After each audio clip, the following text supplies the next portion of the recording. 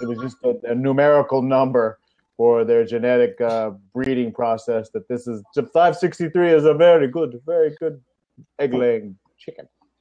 I'm like, oh, 563. Okay. Does that mean that there were 562 versions prior? Yes, more or less. I think so. Something like that.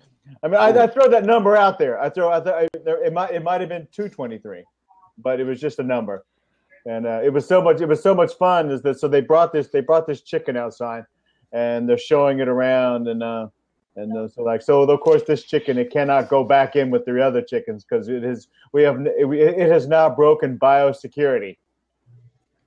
So were they free ranging their birds?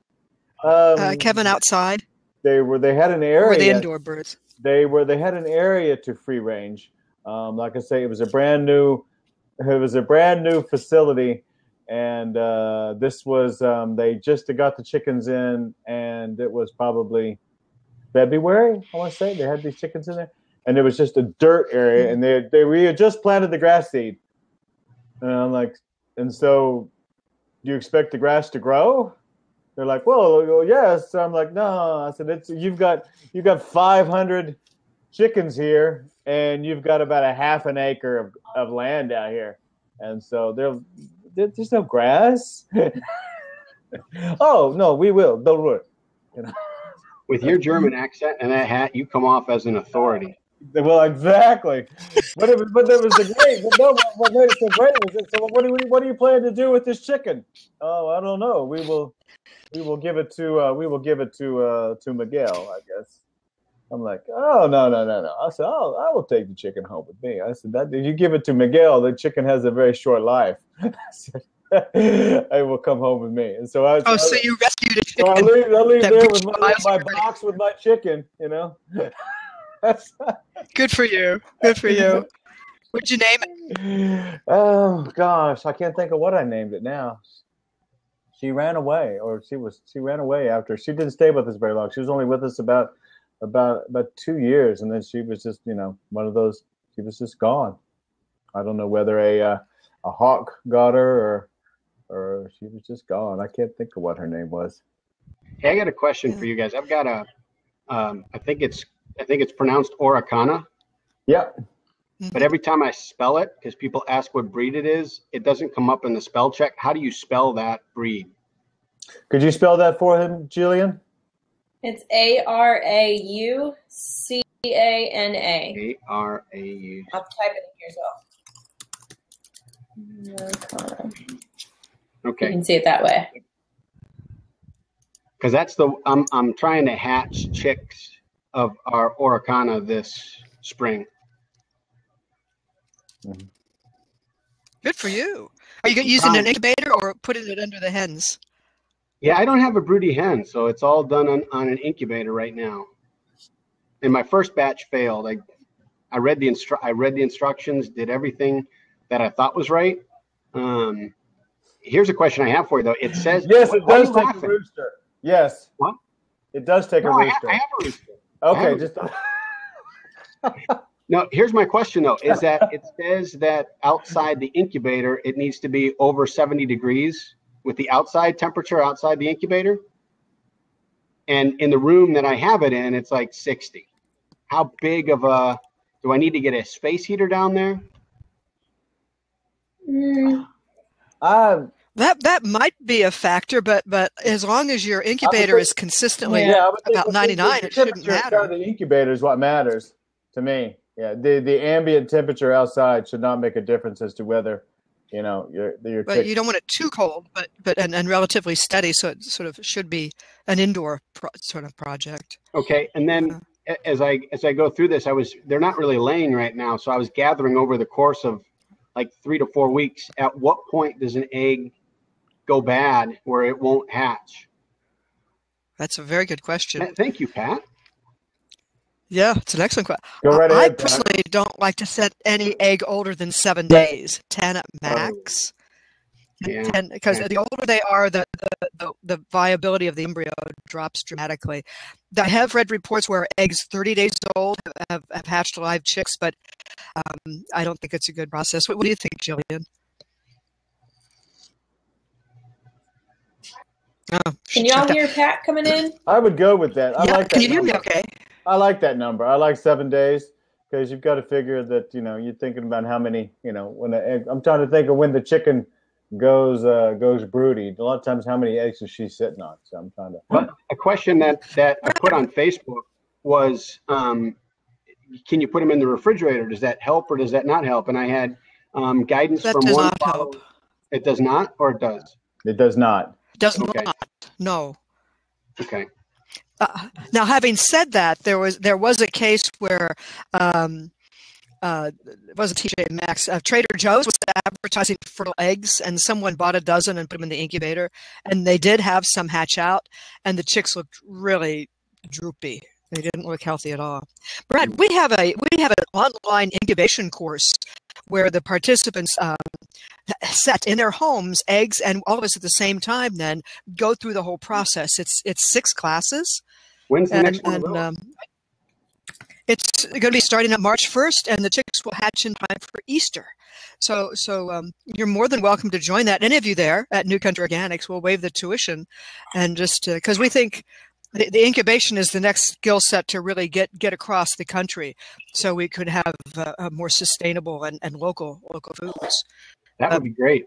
It goes through embryology. It goes through selecting an incubator, different types. Embryology. Yeah, what is that? That's how the embryo develops. The 2 cells that start out from the male and female develop into a little baby chick in only 21 days. It goes into physiology, and candling eggs is big. We advocate candling eggs before you set them, and that can really increase the viability and the hatch rate a lot. But yeah, anyway, I just wanted to throw that out. It's if you go to chickensandyou.com. chickensandyou.com. The course is described in detail on there. We've done it 3 times so far online, and it's been incredibly successful. And what's the hatch rate? I mean, do you have a typical for the people that are going through the course? Is there a typical hatch rate? Not really. There are some are better than other, but we go through all the different factors that affect the whether if an egg is fertile or not. There's a fertility rate, and then there's a hatch rate, whether or not the chick will actually a living chick can actually hatch out. And there's so many factors that come into it, and we do cover all that.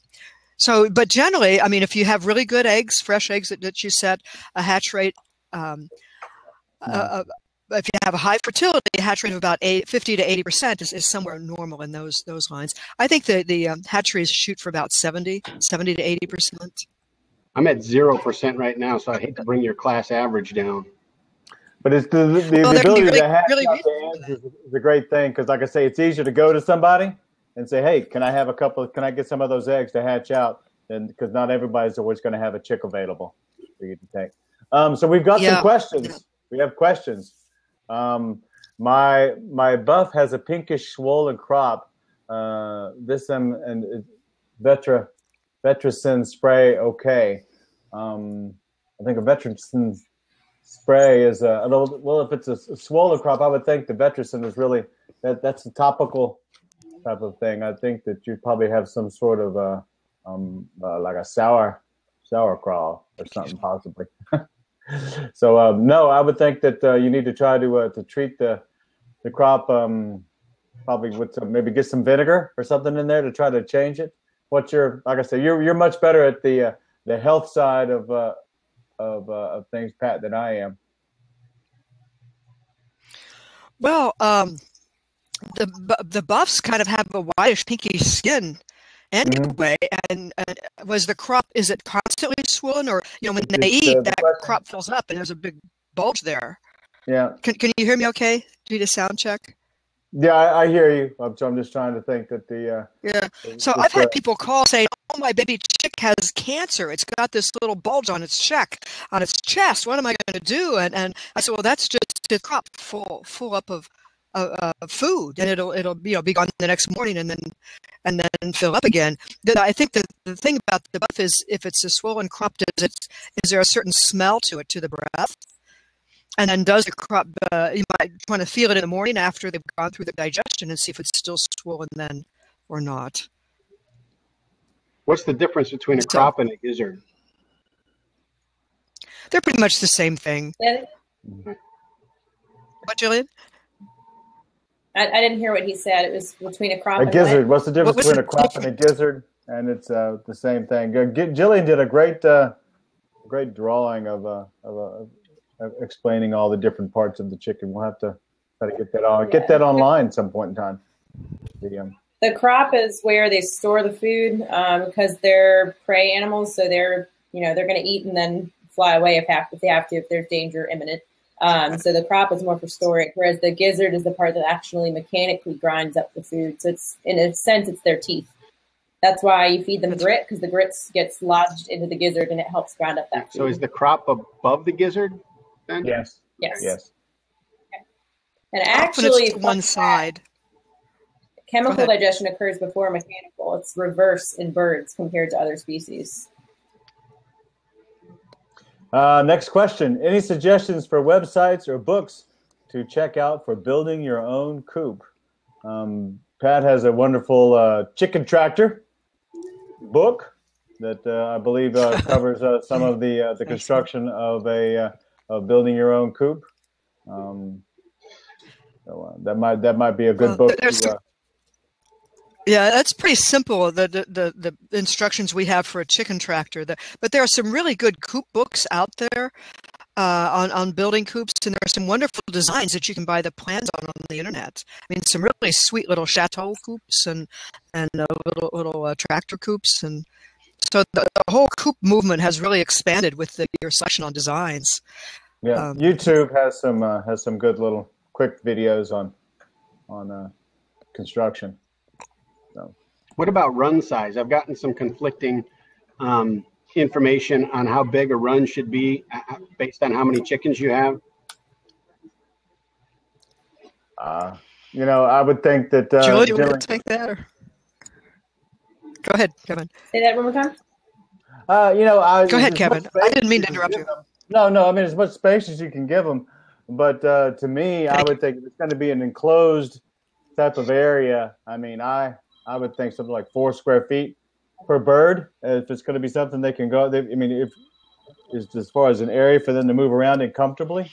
Certainly you want it to be more than that, but if it's a minimal, I would think that it's probably 4 square feet per bird myself. But Julie, you want to answer that? Oh, she just went. Well, I think what Kevin said is as much room as you can sort of afford, but then some birds need more run space than others. I don't think there's any one set formula for how big to do a run. If you got little bantams, they can get by with a little less. If you've got Jersey Giants, they might need a little more. Some of the breeds are flighty and just kind of need more space to run around. So the whole industry standard of X amount of roost space where their perches are or run space, I think we need to, for our backyard purposes and small flock purposes, observe the flock and see really what they're more comfortable with. Mm-hmm. If you start having birds that are pecking on each other or being bullying each other, you might have some space problems and boredom problems. So I'm not sure in my opinion, I'm not sure there's one set answer for that. What do you think, Julian? I would agree with you. I've always heard, several square feet per bird, but it kind of varies on your setup. So the type of fencing you're using, the type of pen you have, if you're just free ranging them in general. We use electric net fencing, and we just kind of move that around our yard. So it's for that. I mean, one fence line, I'm not quite sure the total footage for that, but it's a fairly large area for 7 birds, and we just kind of rotate it as needed. And if you are moving them around, actually, you could probably do it with less square footage. If you're moving your birds, all the time, like if you do have a setup of which you have your chicken house and you have a caged in area, and you can pick it up and move it because you're always providing them with a fresh area of which they can browse and pick at, and they're not going to be in their own excrement all the time. You can that area now shrinks. But if they're going to be in a constant spot all the time, then that area must be larger. Mm-hmm. What about the number of roosters that you have per hens or per coop or run? Is there a standard number? Or does it all depend on their personality? Sort of both. I mean, most people don't keep more than 2 roosters in with their hens just because they can be very, dominant. They try to establish pecking orders as the roosters continue to grow up. So from what I know, a lot of people tend to just keep 2 or less and just kind of rotate them in and out, at least as far as how they're sectioning them out. But I know with ours, we had 2 roosters, but they were bantams, so we weren't really using them for anything. We just kind of rescued them from Tractor Supply. We have a guy that's coming to Coop Camp tomorrow, and I think he's got 8 or 10 roosters. I don't think I've seen a hen in any of his pictures. Wow. Wow. They usually sit up on his shoulder, too. Yeah. All right, so we're going to get back to we're going to be back in here. So let's see here. We have a couple questions here. One wants to know if Coop Camp is going on the road, and it is. It will be in here at our facility here in Waynesboro at the end of February. I believe it's the last weekend of February. We are having a Coop Camp here. So yeah, I'm excited about that. And we've also had some interest from. It seems like there's a lot of interest in Texas, and then also on the West Coast. So once we get through these 2, we'll take a look and see what other locations make sense. All right, so we're going back to I think the lady. I think she missed our discussion about about her buff, but she said that her vent is also pink and a bit swollen, and there's some dry poop on her bottom. Suggestions: is it kind of cold to wash her? So no, you could certainly wash that. You would like to get that off. It could be if it is you might have a bit of a coccidiosis problem if she has some manure stuck to her and there is some inflammation. So you might want to think about trying to address that. So you can. I've had some people have said they've had success with like oregano oil as far as taking care of coccidiosis. So you put that in the water. Mm-hmm. Yeah. What's your thoughts, Pat, on basically a pink swollen vent and manure on her bottom? Yeah, well, I think the question that Bee Family Farm asked, is she laying? And are the eggs coming out clean or dirty? And then the other thing is, does she have a diarrhea? Maybe she has a digestive problem. Usually, vents are pink, and that when they're in lay, they will be more full than when they're not in lay, and might look a little swollen compared to a hen that's not laying. So, but then it might be an infection or some sort of an inflammation. So probiotics, if it is that, if there's a little bit of manure, I have a poster that has about 20 different pictures of poop, and they're all normal because a chicken can literally, they can have a wide variety of different feces that they'll drop depending on what they eat there. So one of the things I wanted to say about Coop Camp too is I think it's a real service around the country. It can do quite a bit to get people engaged and real information out there for family flocks as compared to what a lot of the industry is saying about ways that they keep chickens, which is different. It's valid. It's totally valid. It's just different. So you go, Brad, get that Coop Camp across the country. We're pretty excited. I can't wait for tomorrow. We've got it kicking off in Indianapolis, and a bunch of people coming in to both speak and talk about chickens, and I just can't wait to learn. Excellent. Yeah. Yeah, that's it. Yeah, there's so high interest. So to move on, we were talking earlier, I think, before we got on the thing about what might be our chicken New Year resolutions. Mm-hmm. So I think mine's an easy one. I'm going to get more chickens. I need more chickens. My girls are getting older, and so I've in the past year I've lost a couple, and so it's time to get some new girls in with the flock, and hopefully the older ones will teach them the ways of the flock. So will you put the 2 flocks together? Because that's one of my resolutions too, is to hatch some chicks and then to grow my flock. And I've heard that do you incubate or what is that called when you separate them? Quarantine. When you quarantine them for a bit and then you bring them together, is it okay, or do flocks have a tendency to be kind of territorial? You can test it out a little bit. I mean, you can certainly put them in if you have an area, keep them separated. Works just fine. A lot of times it'll work just very well if you're just in the middle of the night, you bring them out and set them on the roost. A lot of times they'll just the chickens will wake up in the morning and look over and go, "Whoa, well, look who's here. We got a new member of the family." But sometimes you may have to keep them separated especially like in a coop, and where they come and go, they get used to them. It takes very, very little time, and then everything is just fine. Okay. But I've had great success with, like I say, you just take them out, set them on the roost, and they wake up the next day. And like I guess the chicken is like every day is a new day, and new turn over. There's like, wow, okay.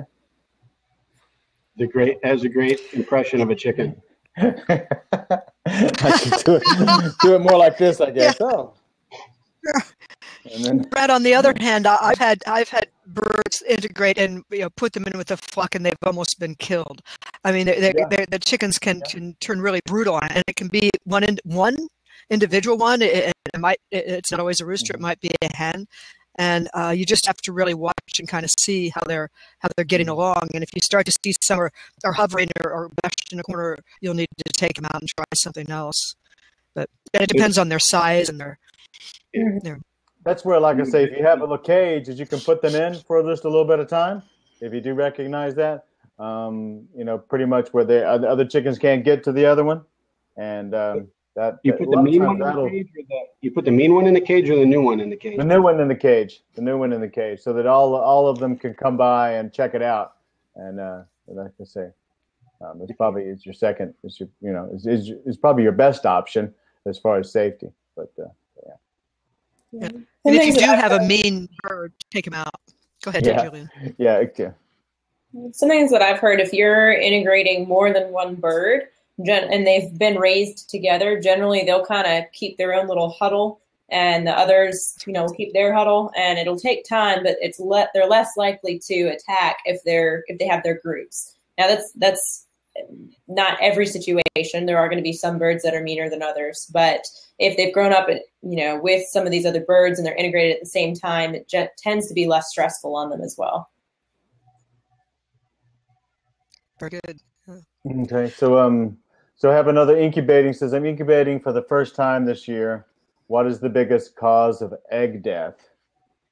So I'm not that well versed in incubation. I'm more of an all natural guy. So perhaps. Pat, you teach incubating. What is the biggest cause of egg death?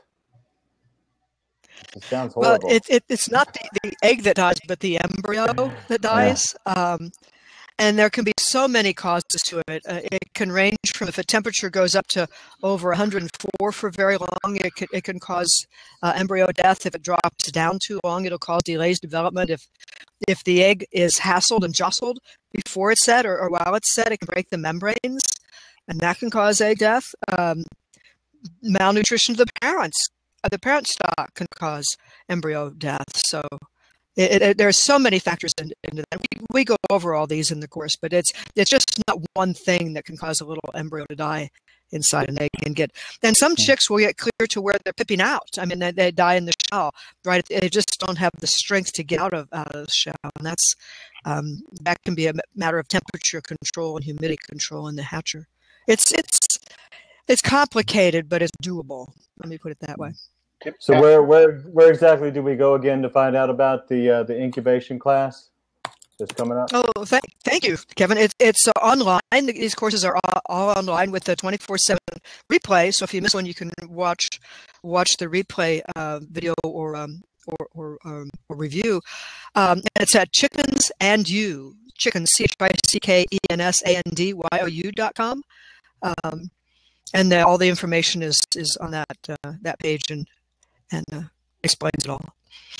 All right, great. I got to tell you, incubation is so much fun, and one of the things we talk about is just the sense of awe when you can take a a little round shell, literally an egg, and within 21 days, out comes a little baby chick. I mean, it's absolutely a miracle, and I never want to lose the sense of awe when it comes to incubating, and I've never gotten tired of doing it. I've done thousands of chicks, hatched thousands of chicks, and it's just, to me, every time a new amazing experience. And it is. Do you agree on that, Jillian? You're shaking your head. It is the easiest way to get a chick from a friend or somebody like that, is that, like I say, if you know that they got a rooster, everything's great at their farm, it's much easier to say, hey, can I have a couple of those eggs? Because it's something that you can take back and do at your place. So it's a good way to quickly and easily transport your additions to your new flock. And it's something that you don't have to have roosters, like you say, to be able to have chicks. And we go into different ways about how to find fertile eggs. There's an even site called Egg Bid, or at least there used to be, where people can buy eggs and chicks on Amazon. You can buy fertile eggs on a bid of just about any breed. It's become much more available than it was before. But the farmer's market or your neighbors are the best place to start. And we say, they're your first few hatches. Don't go for the exotic birds or the really expensive breeds. Just get some generic eggs, get them hatched, and get your experience with it. The course starts March 1st. By the way, it's a once a week course on Wednesdays. Hey, Pat, you mentioned that if it goes over 104 for a sustained period of time, that affects the egg. What about dropping? When I go in to fill up kind of the water tank, if you drop the egg? No. When the temperature drops. Oh. Like if it gets I thought you meant dropping the egg too. With that. That's what I thought. Yeah. What happens when you drop the egg, Pat? Does it? Yeah, that pretty well does it. Well, when I open the incubator to put in water to get the whatever the water thing right, it drops down to 90 real quick, and then I can get it back up. That's okay. Yeah, and there are even some incubators. I think Brincy has them that mimic, mother hen in a natural gets off the nest every day for about 20 minutes to take a break. Depends on how warm it is. So those eggs are naturally evolved to kind of cool a little bit, and they're not really warm uniformly through. So there are some incubators that actually have a cool down period, and they say that increases viability. So you're fine. Go ahead and open it up. Just don't leave it down to 70 degrees for very long. Don't just open it up and not leave. overnight. And don't drop them, is what you're saying. And don't drop them. And don't drop them. Don't drop them after they're hatched. They will die. Yeah. Don't shake them. Don't shake them. Yeah, I think there is a chick in there. We have a question. I have a Brincy 24 egg incubator and an Eco Glow candler. What else do you recommend? That sounds like you've got what you need right there. Well, I'd add eggs to that. Oh, well, yeah. Eggs might be a good addition. Perfect fertile. Yeah, preferably a fertile egg. But I think that's you're pretty much set there. I guess. Of course, you have to have whatever you're going to need after they hatch. Some sort of some sort of place to have your chicks and keep them warm and watered and fed. But other than to be able to hatch an egg, I think you can even. I count. Yeah, the Eco Glow candle is really nice. But for those that just want to use a mag light or even your iPhone, that works quite well too. So you don't have to have a special candler, really. I was going to say the candler is just extra. Yeah. I never thought to use my phone. I never thought of the phone either. Yeah, you just turn it upside down, put it in, it's right there. Yeah, smart. Put a little empty toilet paper roll on top, and you can funnel it up like a little laser. And it works channels the light. I keep it in the kitchen. I candle eggs all the time, especially if in the summer, to see if there's any development or not. But And the other trick I suggest is candle your eggs before you set them. That's not a common practice. It's but it works, and you can see any hairline cracks then in the egg. You can see if the air sacs at the right size. You can see if the shell is a good strong shell or really thin, and kind of the light shines through or not. And again, we go through all that in the course. Most textbooks say candle at 10 to 14 days, but by then you've used up 10 to 14 days of incubator space with eggs that may not be viable to start with. Trying to figure out how to use my phone to candle. That's Julie, you're gonna have to show me how to do that. I don't. You turn on a light. I don't. Like I say, I still don't know. There's a little utility, I think, in the. Or if you slide your finger up the screen. You got to get the Candler app. Slide your finger up the screen, and it's this button right there. No, it's in the iPhone. Yeah. Yeah. So. Well, I don't. Well, you can show me that later. Like, okay. How long do you? I know. I'm looking at stock quotes. I don't know what I've done here. Hey, how long do you keep them in the brooder then? Or how do you know when it's time to take them out of the brooder? Generally, when like I say, when they start to fully feather, you can start to try to make some determinations as to like when they're fully feathered, they're pretty hardy in a lot of ways, but it all still, you still got to depend on your outside temperature of what you're doing.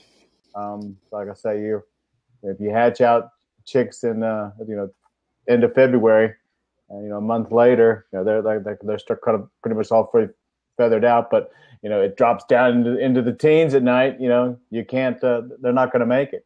So because a lot of times, especially if they're in a closed area, they'll pile up on top of each other. I raised mine in a fish tank in my basement. Mm-hmm. So that wasn't necessarily the best method, but it worked. And how long do you keep them in there? Just until they're fully feathered? Fully feathered, I think, is a good rule of when you start to get them out into a more colder climate. I mean that's kind of what I always have gone by when they start to fully feather out. But like I say, still you've got to. There's a certain amount of common sense to it. If it's bitter cold outside, unless they are an adult chicken, it's you're running a risk. But you have a thought on that, Pat? Well, I think you touched upon the major parts. It depends on the season and what the ambient temperature is. There is an acclimation process that drop the temperature a little bit each time until it gets to be ambient temperature. And sometimes you can put them out during the day, but you need to bring them in at night, like you were saying, with the temperature drops so horribly low. It's easier with mother hens. They take care of all that, I have to say. So if you have mother hens, that's a wonderful way to go. But like I say, I think we've had a discussion in the past that an adult chicken is actually an extremely hardy animal. So a lot of times, cold weather, they're pretty tough. You don't have to worry a great deal about them in cold weather. Just as long as they can stay out of like some sort of direct wind, they're pretty tough animals, really. So. Something I haven't thought about with poultry versus other animals. I know with ruminants, if they are birthing in the wintertime, those offspring are born with their winter coats already. I haven't thought about that with poultry as far as hatching. If your flock is naturally hatching their own eggs versus incubating, I'm not sure if maybe that's part of it as well. If they tend to have a fluffier coat on them or feathers on them, then I don't know. I've never thought about that, but I know with other animals, if they're born in wintertime, they're typically born prepared for winter weather. So if your hens are hatching their own eggs, it's an idea. I don't know if that's true or not, but I would think they're more resilient. How do you know if your hen's broody or not? They just stay in the nesting box, or I hate to make a mistake. Can I make a comment on Julian's answer there? And then to get back to how you can tell if a hen's broody or not. But there are some breeds that are bred for winter climates, like the Chanticleers.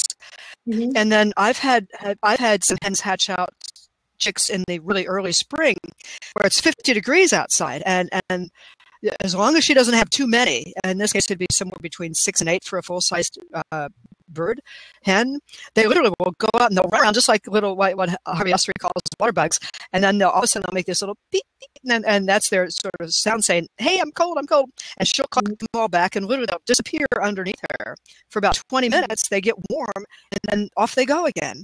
So they have a warm chill cycle. Now that's not with the snow on the ground. I think that's a little rough for any hen to ask them to do that, but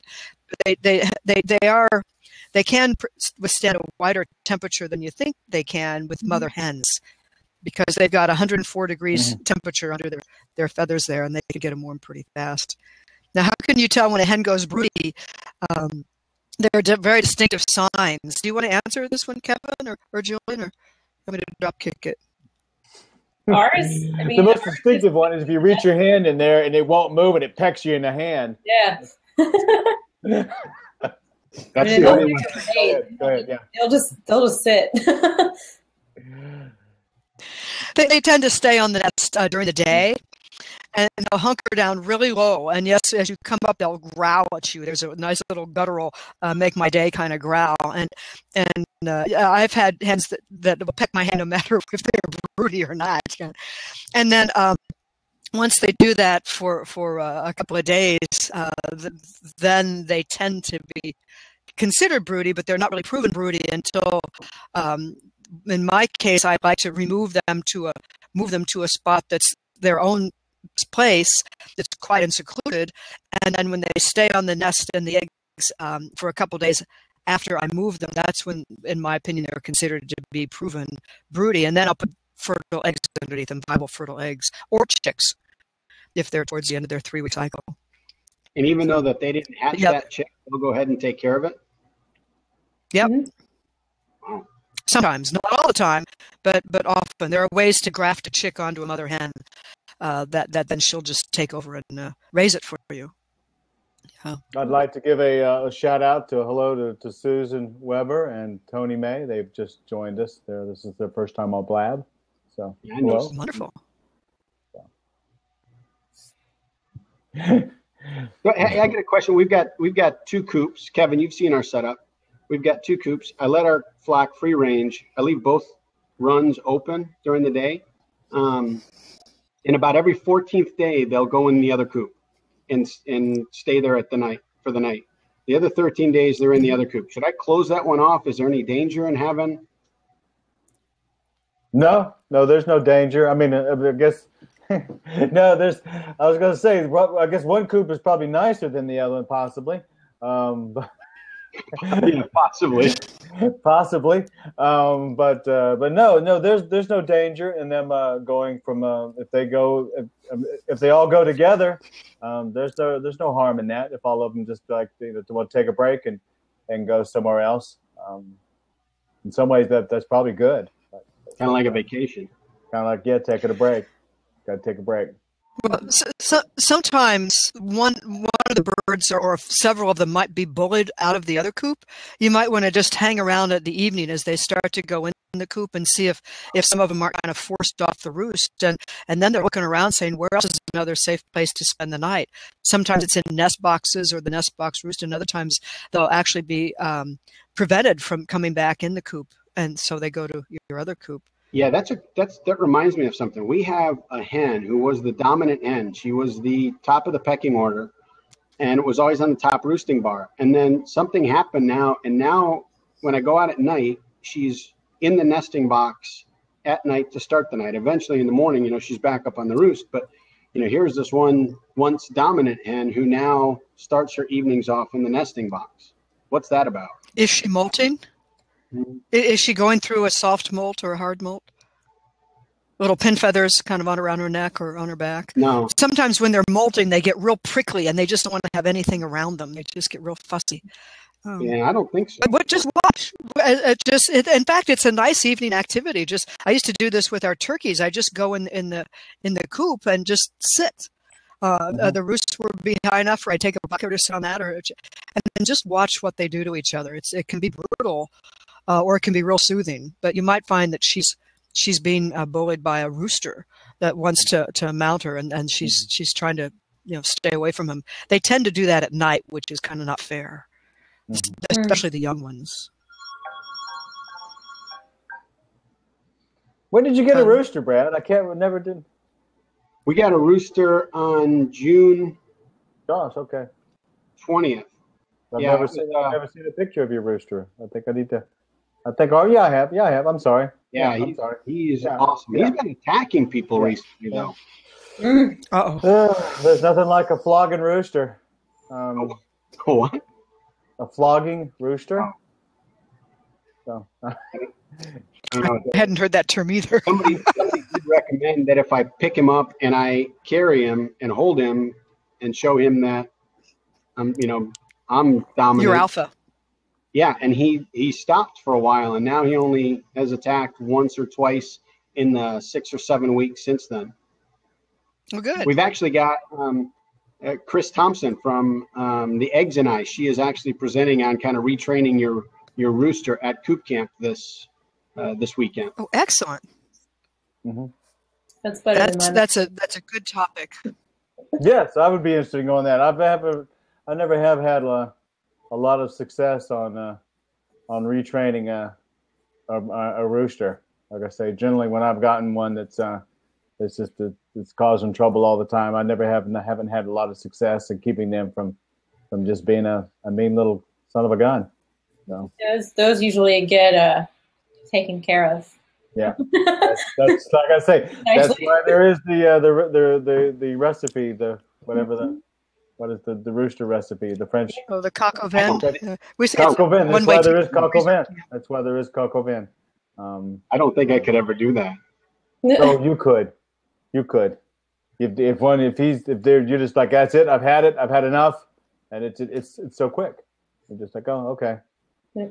I think he's stronger than me, though. I like the term freezer camp. That's a good one. One-way ticket. So but it is. There does come a point that sometimes the rooster has to either I think what's the new term, be rehomed, possibly, because they can be because. Well, I'm just saying there has to be, like I say, a big rooster can do some damage. I mean, that's make no mistake of that. They can do serious hospital type, poke an eye out because they come at you with their spurs and they can be right in your face. They can buy good distance too, especially if there's the children involved, because now kids are smaller kids are on their level. And it is easier, like I say, where to you and I, they may be getting you in the thigh, but for a small child, it could be the eye. So recently there was involved, so the rooster got the boot. Yeah. Oh gosh, that's or a dog. It's a fine line, isn't it? Because we want our roosters to be protective against foxes and hawks and other things, and yet we don't want them to. So we want them. Like I said, Go ahead. I'm sorry. They might know you eventually, but then someone comes to chicken sit for you, and it's a whole different story. And all of a sudden, they're being harassed and chased and harmed even by them. So, but not all roosters. I mean, some are just as gentle and personable as can be. Like I say, I've had some very loving roosters, and like I say, I have some that there's nothing I could do with. But like I say, but they are that way for a reason. They are. I mean, that's their responsibility is to physically protect the flock. So, and oftentimes, if you take them from a little chick, then their temperament towards you will be fine, but that doesn't mean that their temperament towards others are going to be fine because they don't know them, so they're going to be protective towards against other people. That all is relative to their upbringing. If I don't bring them up well and they don't like me from the beginning. No, once that hormone shift happens, their personality can completely change. For your children, but change. not so much for for the chickens. But if your kids don't like you, it's your fault.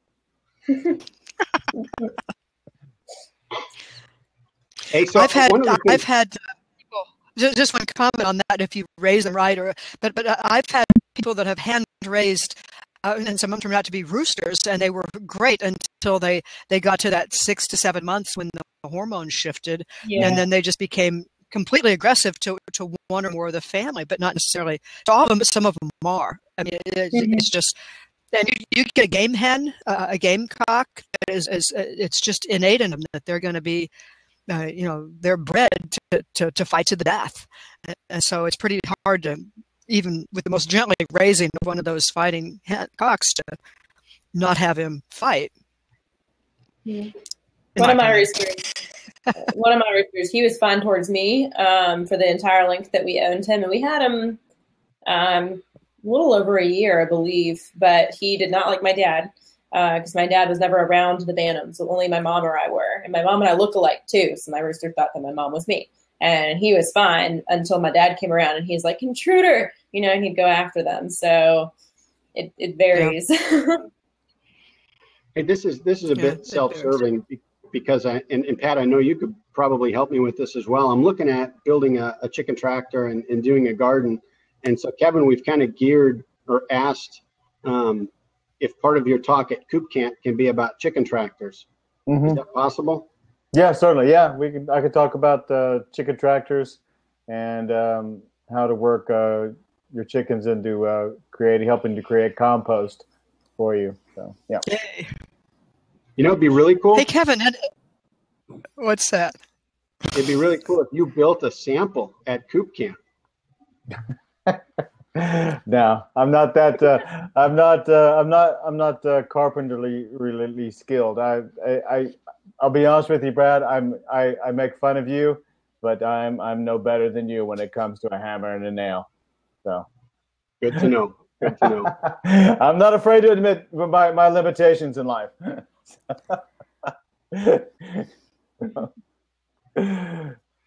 Let's see here. We got more questions here. Are you good to go? A little more questions here.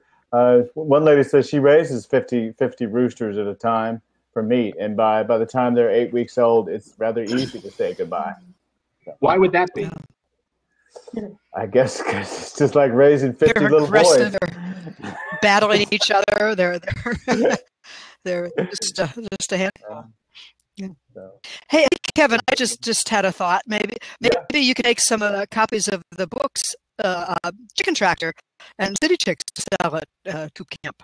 Yes, I could certainly do that. I know I could. I know we have the City Chicks in stock. I'd have to check and see if we still have any more of the Chicken Tractors. Hey, Pat, I know I have City Chicks.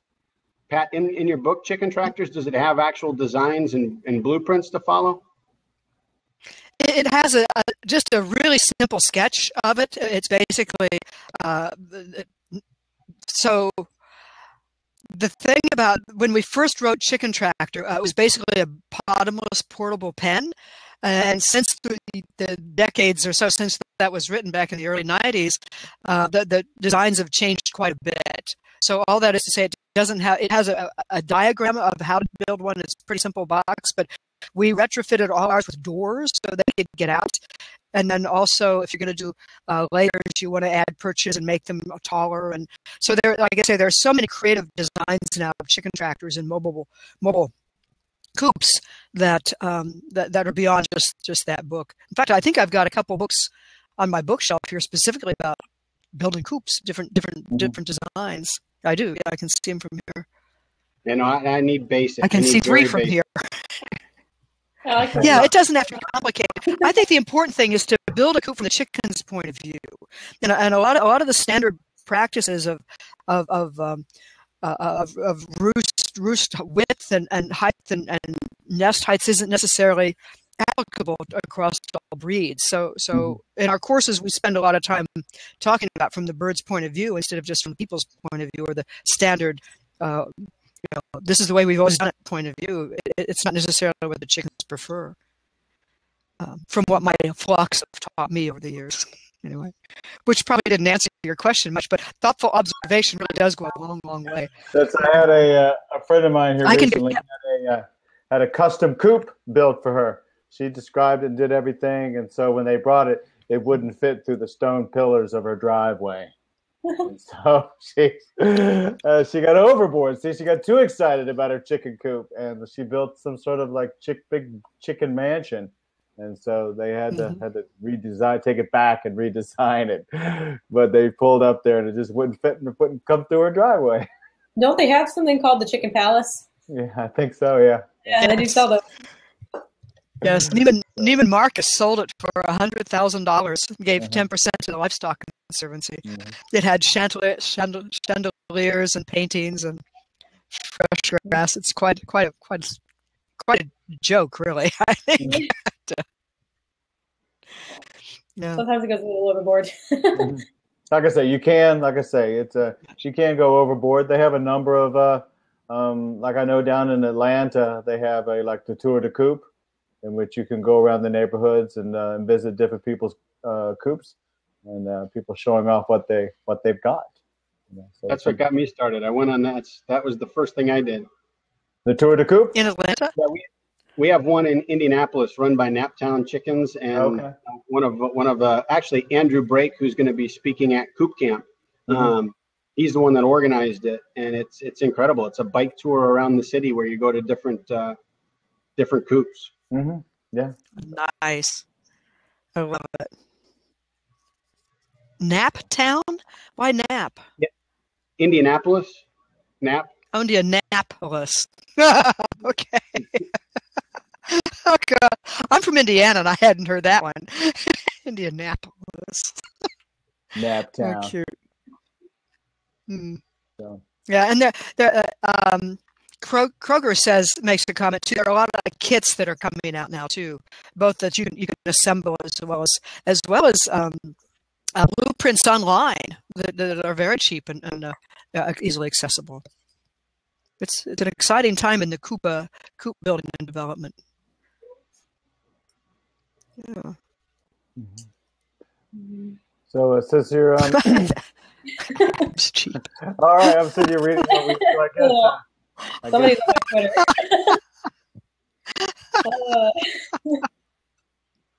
Oh, that was before I worked here. This is getting a little awkward. What? I'm missing something. I don't. Oh, they're advertising abs cheap on the chat room. I was going to say these ads are coming up here now. Here, so isn't that interesting? Really? I've never. That's fascinating. Okay. Hey, Bill, we talked about getting me a work Twitter. I think it's time for that.